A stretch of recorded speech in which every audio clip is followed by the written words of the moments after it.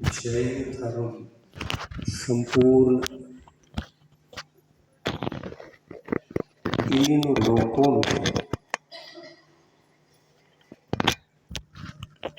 समस्त संपूर्ण प्राणियों के लिए हित करने वाला धर्म है, इसमें कोई संदेह नहीं। संपूर्ण जीव मात्र को कल्याण करने वाला अगर कोई धर्म है, कौन सा है? जैन धर्म। इसके उपदेशक मूलतः तीर्थंकर भगवान होते हैं। आप लोग दशलक्षण परों में कहो, प्रतिनित्य के दैनिक पूजन के समय में कहो, पूजन करते समय अवश्य हम उन तीर्थंकरों को भी याद करते हुए उनकी भी पूजा करते हैं। जो तीर्थंकर यहाँ भरत क्षेत्र में नहीं, परंतु जिन क्षेत्रों में निरंतर तीर्थंकर भगवान जन्म लेते रहते हैं और मोक्ष जाते रहते हैं, वह क्षेत्र भरत क्षेत्र नहीं और न ही ऐरावत क्षेत्र कहा जा सकता है। तीर्थंकरों का निरंतर होना और उनके माध्यम से जीव कल्याणकारी धर्म का ज्ञान प्राप्त होना, ये किस क्षेत्र में चलता है? हाँ, आप विदेह क्षेत्र के उन भगवंतों की भी पूजा अवश्य करते, नहीं करते? कभी भी नहीं किया है क्या? कितनी ही बार किया होगा। अष्टानिका पर्वों में भी किया होगा, दशलक्षण पर्वों में तो करते ही हैं। विद्यमान 20 तीर्थंकरों की पूजा करते हैं और यह शब्द आता है उसमें, विद्यमान 20 तीर्थंकर शुद्ध प्रभु को गुणगान कहते हैं कि नहीं? ये विदेह क्षेत्र कहाँ है? हम जहाँ पर रहते हैं यह भी आर्यखंड है। इस आर्यखंड से भिन्न और भी कोई ऐसा स्थान है जहाँ पर तीर्थंकरों का निरंतर जन्म होता रहता है और वहाँ के रहने वाले भव्य जीवों को, श्रावक श्राविका, स्वर्ग में रहने वाले देवगण, त्रिंश गति में रहने वाले त्रिंश प्राणी, 3 गति के जीव निरंतर रोज लाभ उठाते रहते हैं। भगवान की वाणी का लाभ 3 गति के लोग उठाते हैं। आप जब धर्म का लाभ उठाते रहते हैं, मेरे जीवन के लिए कुछ अच्छा हो, मेरा जीवन कुछ सुधर जाए और मैं संसार सागर से पार करूं, इतनी श्रद्धा और भक्ति भाव से भी जुड़ जाए, तो उस समय यह अंतराय कर्म आपकी बात को नहीं मान सकता, क्योंकि बराबर वह उदय में आएगा और उसी वक्त फल देगा जब हम अच्छे बनना चाहते हैं और मार्ग नहीं मिल रहा है, उसकी अनुभूति करनी पड़ेगी। हमारे पास इतना तो विवेक होना चाहिए, इतना व्यवहार होना चाहिए। हम सभा में प्रवेश कर रहे हैं तो किस सभा में प्रवेश कर रहे हैं? एक धर्म की सभा है। यहाँ धर्म सभा में प्रवेश करने से पूर्व मेरे कर्तव्य क्या क्या है, ये क्या नहीं सोचना चाहिए? विदेह क्षेत्र में निरंतर तीर्थंकर भगवान विराजमान रहते हैं और उनके समोशरण में 4 गति के नहीं, 3 गति के जीव निरंतर आत्म कल्याण की बातों को सुनते हुए अपने आत्महित के बारे में वाणी को सुनकर वे अपना आत्म कल्याण करते हैं। कौन कौन से गति के जीव आते हैं? कौन से गति के जीव नहीं आते? नरक गति के जीव नहीं आते। वो क्यों नहीं आते? कभी विचार किया है क्यों नहीं आते होंगे? भगवान है, भगवान के समोशरण में तो तुर्यंश प्राणी भी आ रहे हैं। तुर्यंश प्राणी भी आते हैं जो मूक हैं। तुर्यंश गति में तो एक भी ऐसा जीव नहीं है जो आप जैसे बोल सकते हैं। है कि नहीं? बंदर बोलता है क्या? मनुष्य जैसा लगता है लेकिन बोलता नहीं। कई लोग कहते हैं मनुष्य गति ये सुधारित गति है। मूल में तो बंदर थे, बंदर से मनुष्य बन गए। तो कैसे बन गए? इसके लिए तो लाखों लाखों साल, अरबों खरबों साल व्यतीत हो गए। उनकी पूंछ कम होती गई, पूंछ खत्म हो गई और मनुष्य जैसा एक सुंदर आकार, रूप, सुंदर ये उत्पन्न हो गया। जब से इसको मनुष्य मनुष्य मनुष्य कहने लगे। तो इतने साल व्यतीत हो गए। इतिहास देखें तो बहुत समय व्यतीत हुआ है। इतने से मनुष्य बंदर से मनुष्य बन गए। तो आज भी बनते हुए मनुष्य गति की ओर आते हुए बंदर और उसी के पेट से उत्पन्न होने वाले कोई मनुष्य पैदा हो रहा है। सोचने लायक है क्या? नहीं। अगर ये मनुष्य गति बंदर की वंश परंपरा की गति है ये कहेंगे तो गति तो 4 नहीं हो सकते, 3 ही हो जाएंगे। हम एक सुधारित बंदर हैं और ये जो शेष अभी पूंछ वगैरह बच गई, जो बोल नहीं सकते, बोलना भी बाद में आएगा, अभी नहीं आएगा, तो एक असुधारित है और हम सुधारित बंदर हैं, ऐसा कहना पड़ेगा। तो यदि हम ऐसा कहते हैं तो केवली भगवान ने जो कहा है इस संसार में अनादि अनंत काल से 4 ही गति थे, हैं और वो रहेंगे। एक गति का अभाव हो जाएगा। इस मनुष्य गति के अस्तित्व को ही हम समाप्त कर लेंगे और 3 गति रह जाएंगी, देवगति, मनुष्य गति और त्रिलिंग गति। ऐसा कुछ है क्या? नहीं है ना। आप लोगों के कानों में, आप लोग भी बचपन से इतनी उम्र तक बड़े हुए हैं, जब भी स्कूल कॉलेजों में पढ़ा होगा, थोड़ी बहुत तो शिक्षण आपका हुआ होगा, उस समय सुना हुआ विषय आपके दिल में भी हो सकता है और अभी भी उसका उत्तर नहीं, उसका सही उत्तर जो कुछ हमने पढ़ा है वो सही विषय है या गलत है, इसका सही ना तो आपने विचार किया होगा और नहीं किसी से सुना होगा कि मनुष्य गति एक स्वतंत्र गति है और ये मनुष्य गति की वंश परंपरा अलग है और बंदर एक वंश गति का जीव है।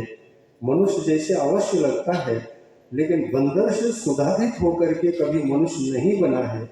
ये विषय स्कूल कॉलेजों में सुनने को नहीं मिलती है। वहां तो इससे उल्टा मिलेगा। क्या मिलेगा? जो आपने पढ़ा है, सुना है, लोक में जो चर्चा की है वो और कुछ चीज है और जब हम यहाँ मंच पर बैठ करके तीर्थंकर की वाणी सुना रहे हैं तो उस वाणी के अनुसार तो गति 4 होते हैं, 3 नहीं होते। और ऐसा भी भगवान ने नहीं कहा है। भगवान भी अनंत काल के इतिहास को जानते हैं कि नहीं? केवली भगवान है। जानते हैं कि नहीं जानते? जानती है। तो भगवान को भी कहना चाहिए था, अगर वास्तव में बंदर से मनुष्य एक सुधारित जाति है, तो फिर हम सुधारित जाति त्रिंश गति के हैं। त्रिंश गति में कौन कौन से जीव आते हैं देख लो। एक इंद्रिय जीव, ये पृथ्वी कायिक, जल कायिक, अग्नि कायिक, वायु कायिक, वनस्पति कायिक, ये 5 प्रकार के स्थावर कायिक जीव एक इंद्रिय हैं। सो किस गति में है ये? त्रिंश गति में है।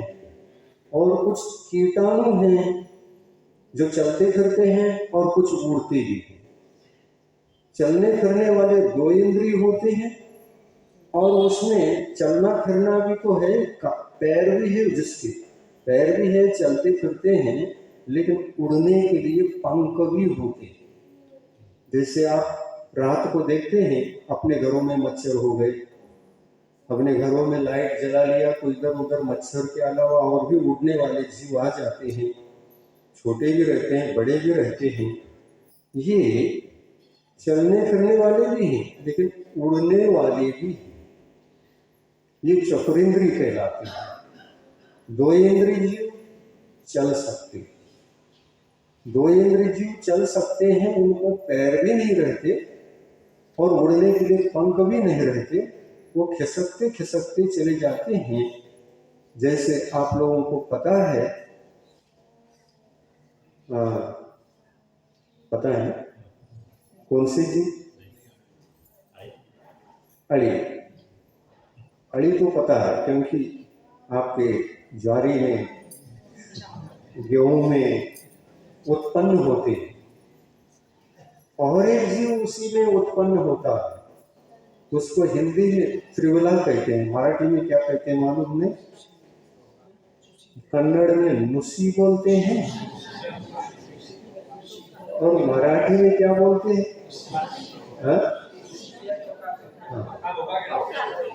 वो 3 इंद्रिय जीव, क्योंकि उसको पैर है, अड़ी के लिए पैर नहीं होते। अड़ी तो अपने शरीर से लुढ़कता लुढ़कता इधर उधर जाता है, खिसकता खिसकता जाता है, लेकिन वह जो नुसी होती है वह पैरों से चलकर जाती है। तो इसको 3 इंद्रिय जीव कहते हैं। इसके 3 इंद्रियां, स्पर्शनेन्द्रिय, रसनेन्द्रिय और घ्राणेन्द्रिय, 3 इंद्रियां। और जो अड़ी है उसके लिए 2 इंद्रिय, स्पर्शनेन्द्रिय और रसनेन्द्रिय। रसनेन्द्रिय है इसलिए तो उत्पन्न हुआ है वो ज्वारी के भीतर, उसका मिठास देखता है वो, ये ज्वारी अच्छा है तो यही घर बना देते। उसको रसनेन्द्रिय भी है और स्पर्शनेन्द्रिय भी है।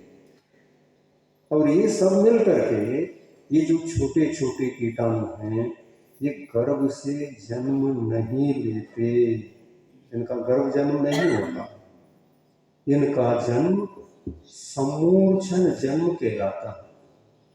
समूर्छन, समूर्छन जन्म का मतलब इधर उधर के पुद्गल परमाणुओं को, स्थानीय पुद्गल परमाणुओं को ग्रहण करके, या अपने मलमूत्र में रहने वाले परमाणुओं को ग्रहण करके, इकट्ठा करके अपना शरीर बना देते। ऐसी आत्मा, जो आत्मा समूर्छन होकर जन्म ले रहा है, वो इधर उधर के परमाणुओं को ग्रहण करके अपना शरीर बना लेता है, बस चलने फिरने लगता है।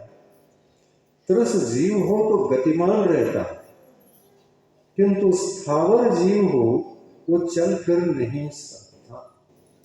स्थावर कौन कौन से? एकेंद्रिय, पृथ्वी कायिक, जल कायिक, अग्नि कायिक, वायु कायिक, वनस्पति कायिक, ये 5 एकेंद्रिय कहलाते हैं। और एक जीव इन्हीं के भीतर आता है जो एकेंद्रिय कहलाता है, इसकी चर्चा बहुत कम होती है, जिसको हम निगोरी जीव बोलते हैं। निगोरी जीव भी एकेंद्रिय ही होते हैं, परंतु ये पृथ्वी कायिक, जल कायिक, अग्नि कायिक, वायु कायिक और वनस्पति कायिक, इन 5 स्थावर में से इनकी उत्पत्ति स्थान वनस्पति तो है, लेकिन ये स्वयं वनस्पति नहीं। वनस्पति के अंदर रह सकते हैं, उनका घर हो सकता है, परंतु ये स्वयं वनस्पति नहीं, वनस्पति के आश्रय से रहने के कारण अवश्य इनको वनस्पति वनस्पति ऐसा कहा जाता है। जैसे आप लोग किसी के घर में हैं, आपका सरनेम अलग है, आपका नाम अलग है, लेकिन किराए के घर से रहती है, लेकिन उस घर को आपका घर ऐसा कहते हैं क्या? कोई हो गया डिस्टर्ब। आपका ऐसा आप नहीं कह सकते।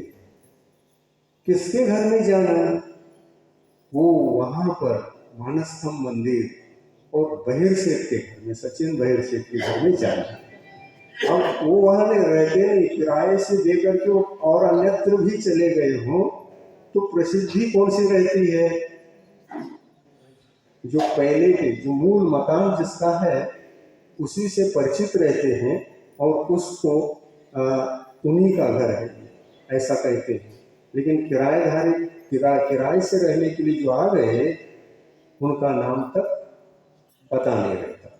निगोदी जीव केवल वनस्पतियों में रहते हैं, पृथ्वी में नहीं रहती, अग्नि में नहीं रहती, जल में नहीं रहती। यानी जल का एक जीवों का शरीर, पृथ्वी का एक जीवों का शरीर, वायु का एक जीवों का शरीर,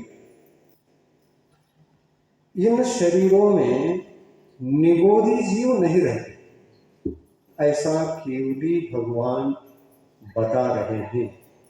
इनमें निगोदी जीव नहीं रहते। और किसके शरीर में नहीं रहते? तो कहते हैं देवों के शरीर में निगोदी जीव नहीं रहते। और किसके शरीर में? तो नारकियों के, नारकी जीव है ना नरक में, 7 नरक हैं, वहां पर नारकी जीव होते हैं, उनके शरीर में भी निगोदी जीव नहीं रहते, उत्पन्न नहीं होते। हम और आपके शरीर में यानी मनुष्यों के शरीर में, स्त्री और पुरुषों के शरीर में निगोदी जीव होते हैं क्या? नहीं। तो कहते हैं निगोदी जीव अवश्य होते हैं।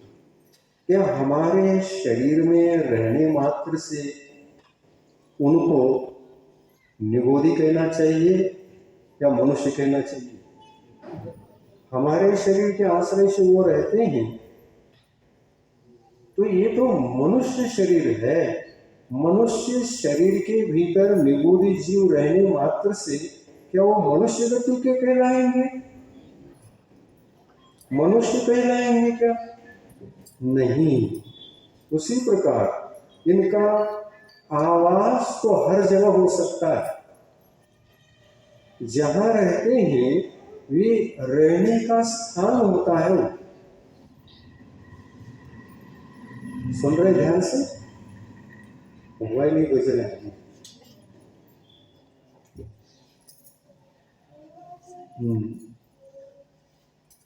रहने मात्र से वे मनुष्य नहीं होते।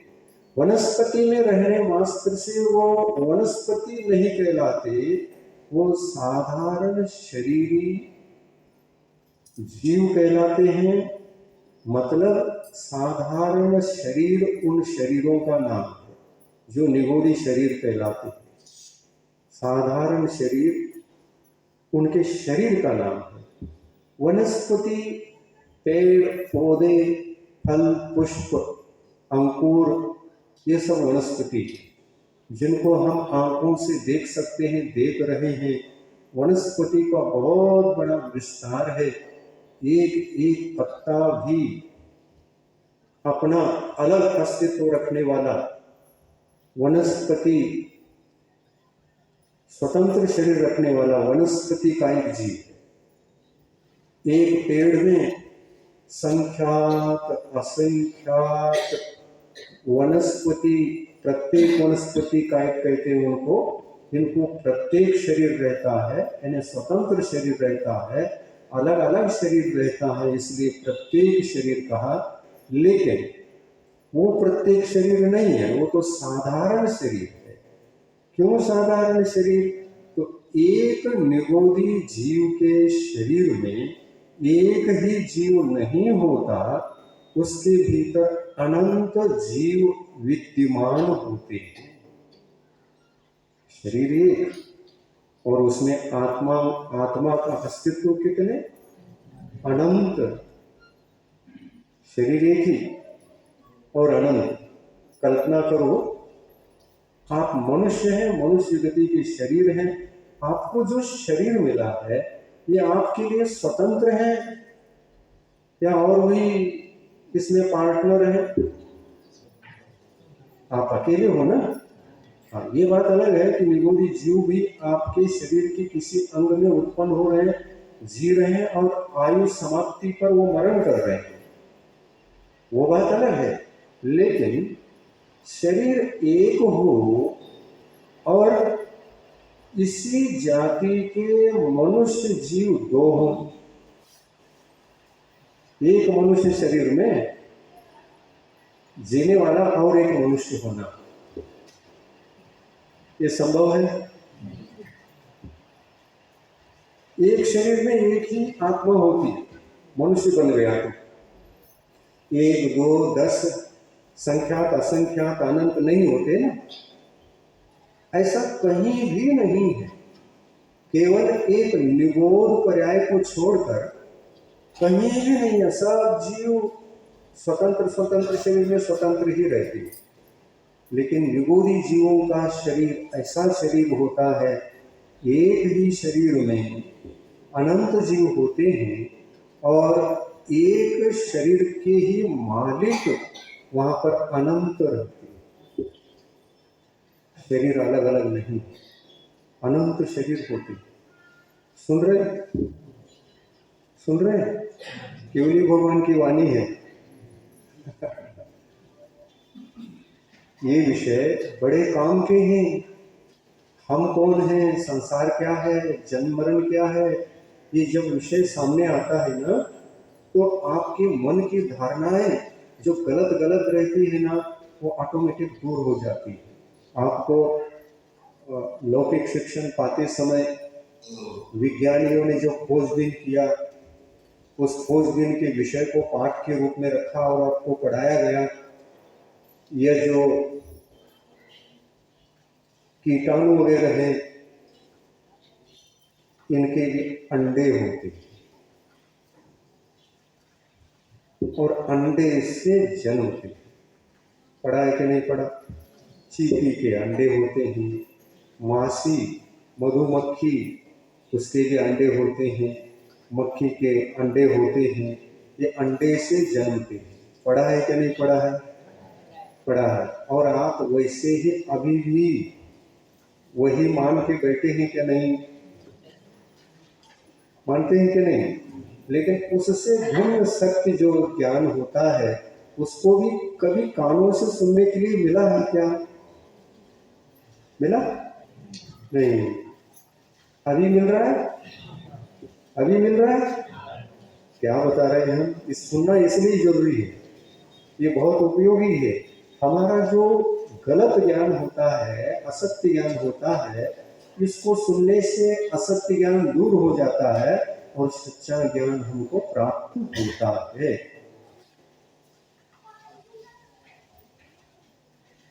चींटी के अंडे नहीं होते, ये सत्य है क्या? असत्य बोलो तो। आ नहीं रहा है क्योंकि उसको ही मानते होंगे, इसलिए आपका जीव अभी हिल नहीं रहा है।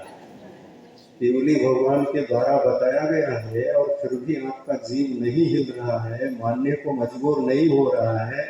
तो यही तो बात है ना, उसके ऊपर का ज्ञान नहीं मिला है और हम जैसी मान्यता करके बैठे हैं वो मिथ्या हो तो क्या होगा? तो सिद्ध करना पड़ेगा आपको। ठीक है, विज्ञानियों ने सिद्ध किया है, वो अंडे अंडे दिखा भी रहे हैं, तो भी वो जिसको अंडे अंडे कह रहे हैं वो केवल नामकरण किया गया है, वो अंडा नहीं होता। जीवों की उत्पत्ति का स्थान समूर्छन जीव इसमें उत्पन्न अनेक हो सकते हैं, ऐसा एक मटेरियल है। और उससे उत्पन्न होते हुए दिखाई देते हैं, इसलिए इसको अंडज कह दिया वैज्ञानिकों ने। लेकिन इन वैज्ञानिकों ने तीर्थंकर भगवान की वाणी को अच्छी तरह से अध्ययन कर लिया होता तो उस केवल ज्ञानी के वाणी के सामने ये कुछ भी बोल नहीं सकते थे, तर्क नहीं कर सकते थे, या अपने तर्क को स्थापित करके कहीं पढ़ाई आदि में, स्कूल के पढ़ाई विढ़ाई में इस विषय को रख नहीं सकते थे। क्योंकि विज्ञान ऐसा होता है, अगर उनसे भी ऊंचा ज्ञान जिसके पास होता है वो महान विज्ञानी होते हैं, उनकी वाणी, उनका शास्त्र, उनका विषय यदि पढ़ने को मिलता है तो विज्ञानी भी सही रास्ते से चल सकता है, चल सकता था। लेकिन इसी वाणी से वंचित होने के कारण से प्रयोगात्मक ढंग से कुछ हो जाए और सामने रखा दुनिया के सामने, और वो दुनिया के सामने रखने के बाद सब लोगों ने कहा ये तो अद्भुत बात है, आपने पहली बार कहा, ये तो अद्भुत बात है, पहली बार कहा, किसी ने सोचा नहीं, किसी को पता नहीं, और आपने जो यह इसके ऊपर बहुत रिसर्च करके प्रायोगिक रूप से आपने प्रयोग करके जो दुनिया के सामने ये विषय रखा है, ये अद्भुत है कह करके दुनिया उसको ग्रहण कर लेती, और ऐसा ही हुआ है। और ये विज्ञान बहुत ज़्यादा कोई अनादिकाल का नहीं होता, 50, 60, 70 कहो, ज़्यादा से ज़्यादा 150 वर्ष के इधर ही ये जीव विज्ञान के संबंध में चर्चाएं शुरू हो गई, जीव को ढूंढने लगे, जीव की उत्पत्ति कैसे होती, क्या होती है, प्रायोगिक रूप से उसको देखने लगे, और देख देख करके जो कुछ भी खोजा गया उसको सामने रखा गया दुनिया के सामने।